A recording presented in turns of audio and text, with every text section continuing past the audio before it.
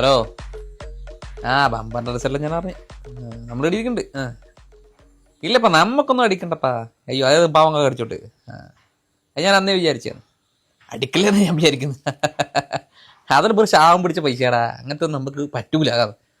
അധ്വാനിക്കാത്ത പൈസയൊന്നും നമ്മളെ ശരീരത്തിന് പിടിക്കൂല. അങ്ങനെ എത്ര പൈസ പോകുന്നു. അനക്കല്ലെങ്കിൽ ഈ ലോട്ടറി അടിച്ച പൈസ ഒന്നും താല്പര്യമേ ഇല്ല. 500 റുപ്യ അല്ല പോയിക്കോട്ടെ. ശരിയാടാ.